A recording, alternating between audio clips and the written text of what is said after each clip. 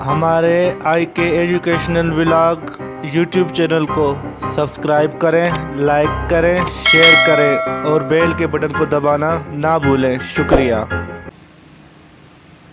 الف ایمانیات، رسولوں پر ایمان، رسالت اور اس کے تقاضے۔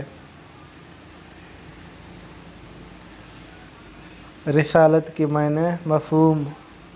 رسالت کی لغوی معنی پیغام پہنچانا ہے اور رسول کی معنی ہے پیغام پہنچانے والا۔ رسول کے لیے ایک دوسرا لفظ نبی بھی استعمال ہوتا ہے۔ نبی کی لغوی معنی ہے خبر دینے والا۔ اصطلاحاً رسول اور نبی اس برگزیدہ بندے کو کہا جاتا ہے جس کو اللہ تعالیٰ اپنا پیغام دے کر انسانیت کی ہدایت کے لیے بھیجتا ہے۔ عقیدہ رسالت۔ ہم یہ جانتے ہیں کہ اللہ تعالیٰ نے ہمیں اپنی عبادت کے لیے پیدا فرمایا ہے۔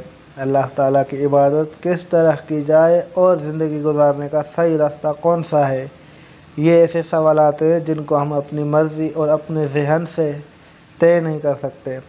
اس حقیقت کو سامنے رکھتے ہوئے ہمارے رب نے ہماری طرف اپنے منتخب کیے ہوئے برگزیدہ بندوں کو پیغمبر بنا کر بھیجا۔ قرآن مجید میں اللہ تعالیٰ کا ارشاد باری ہے، سورہ فاطر آیت نمبر 24، ترجمہ: اور کوئی امت نہیں مگر اس کی طرف ہدایت کرنے والا گزر چکا ہے۔ ایک اور جگہ ارشاد باری تعالیٰ ہے، سورہ یونس آیت نمبر 48، ہر قوم میں رسول آیا۔ قرآن مجید میں اگرچہ چند نبیوں اور رسولوں کا تذکرہ ہے، لیکن قرآن مجید کے ذکر کردہ آیات بتا رہی ہیں کہ اللہ تعالیٰ نے مختلف قوموں اور علاقوں کی طرف کئی نبی اور رسول بھیجے ہیں۔ ایک دوسری روایت کے مطابق اللہ تعالیٰ نے 1,24,000 انبیاء علیہ السلام بھیجے ہیں۔ ان سب پر ایمان لانا ضروری ہے۔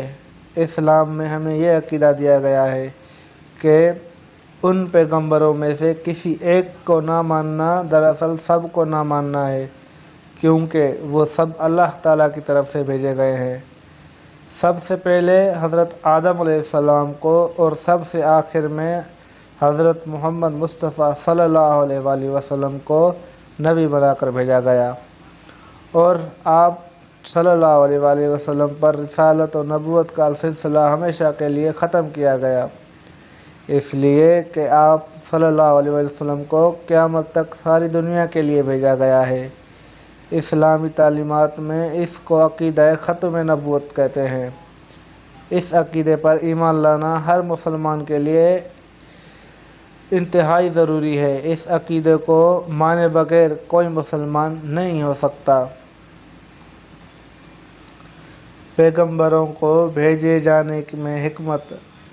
اللہ تعالیٰ نے انسانوں سے بہت پیار کرتا ہے، اس لیے پیدا کرنے کے بعد ان کی ہدایت اور رہنمائی کے لیے اپنے پیغمبروں کو بھیجا تاکہ انسان اللہ تعالیٰ کے احکامات کے مطابق زندگی گزار سکے اور اس کی ناراضگی سے بچ سکے، اور قیامت کے دن انسان اللہ تعالیٰ کی بارگاہ میں یہ نہ کہہ سکے کہ مجھے سزا کیوں دی جا رہی ہے، مجھے تو صحیح اور غلط، حق اور باطل کا پتہ ہی نہ تھا۔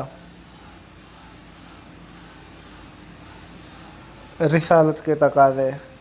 رسولوں پر ایمان لانے کے فوراً بعد ہم پر ان کے جو حقوق عائد ہوتے ہیں وہ حسب ذیل ہیں۔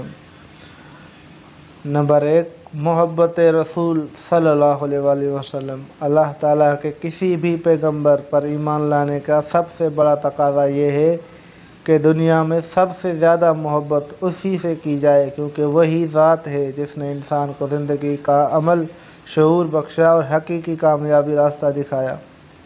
ایک حدیث میں آتا ہے، حضور اکرم صلی اللہ علیہ وآلہ وسلم نے فرمایا، تم میں سے کوئی بھی تب تک کامل مومن نہیں بن سکتا جب تک وہ مجھ سے اپنی باپ، اپنی اولاد اور سارے انسان سے زیادہ محبت نہ کرے۔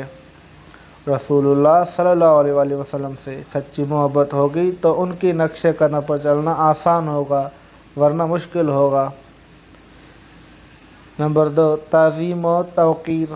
رسول پر ایمان لانے کا دوسرا تقاضا یہ ہے کہ ان کا دل کے ساتھ ادب و احترام کیا جائے۔ قرآن مجید میں ارشاد باری ہے، سورہ الفتح آیات نمبر 9 ترجمہ، تاکہ تم لوگ اللہ پر اور اس کے پیغمبر پر ایمان لاؤ اور اس کی مدد کرو اور اس کی تعظیم کرو۔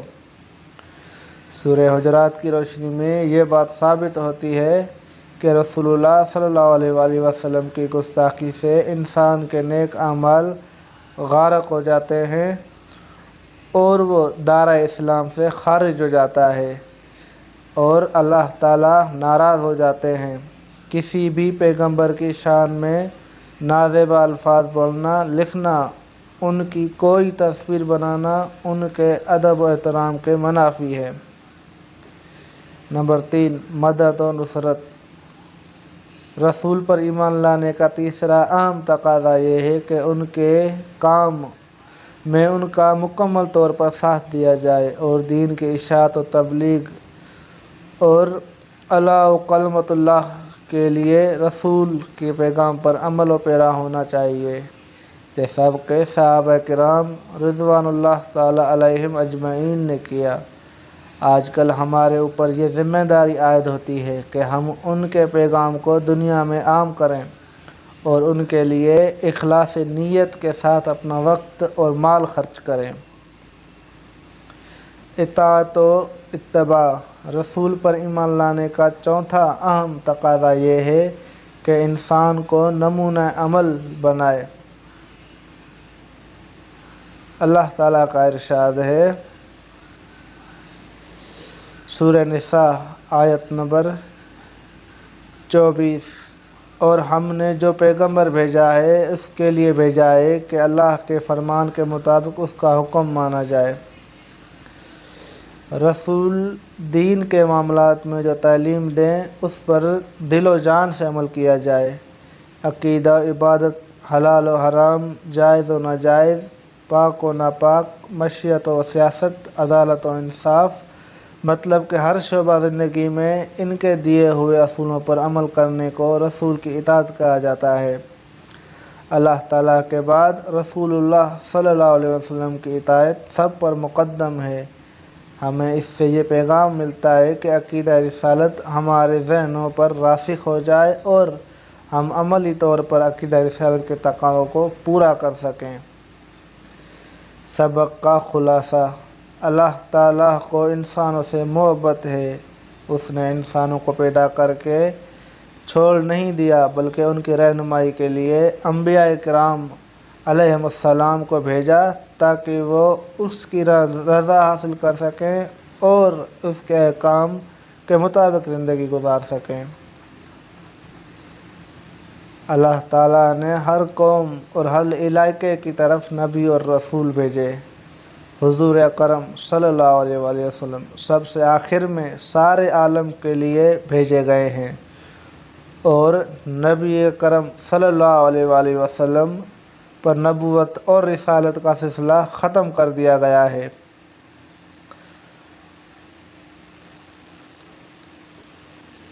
مشق۔ رسالت اور نبوت کی معنی اور مفہوم بتائیے۔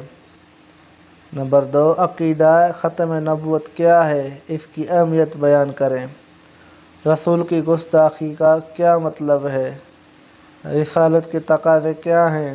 رسالت سے متعلق کوئی بھی ایک آیت سنائیں۔ ان 5 سوالوں کے جواب ہم اپنی اگلی ویڈیو بنا کر اس میں اپلوڈ کر دیں گے، لہذا تب تک انتظار کریں۔ ہمارے یوٹیوب چینل کو سبسکرائب کریں، لائک کریں اور شیئر کریں۔ جزاک اللہ۔